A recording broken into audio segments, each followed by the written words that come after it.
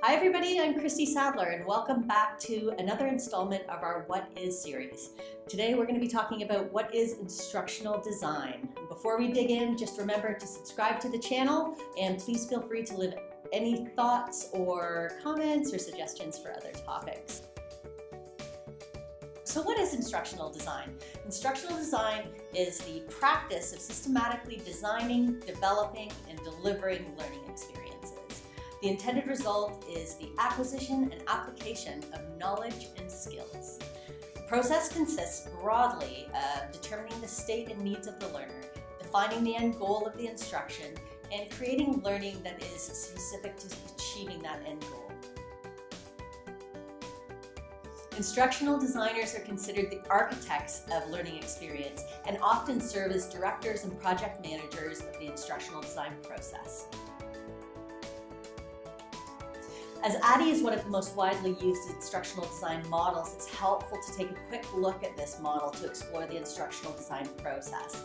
So you think of the acronym of ADDIE, it stands for Analysis, Design, Development, Implementation, and Evaluation. The original idea with ADDIE was to complete each phase before moving on to the next. However, subsequent practitioners revised the steps so that the model became a lot more dynamic and interactive than the original hierarchical version. Of course, most of these instructional design models were developed in a pre-technology era. With the rise of digital platforms for the creation and delivery of learning experiences, most organizations expect courses to be pushed out in a shorter time frame and updated as quickly as content ages. So there's been a push in recent years to utilize more agile, iterative learning design approaches, including Michael Allen's successive approximation model. That's that SAM acronym that we talked about earlier. Instructional designers are also dealing with workers that are a lot more distracted. Think of all of the devices you're looking at on a daily basis. They've got very little time to dedicate to learning outside of their day-to-day responsibilities.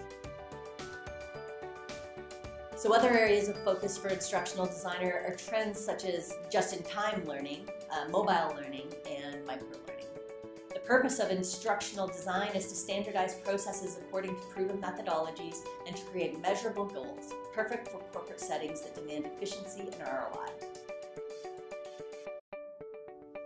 Learners may not be aware that instructional designers in their company use an academic model to design their training.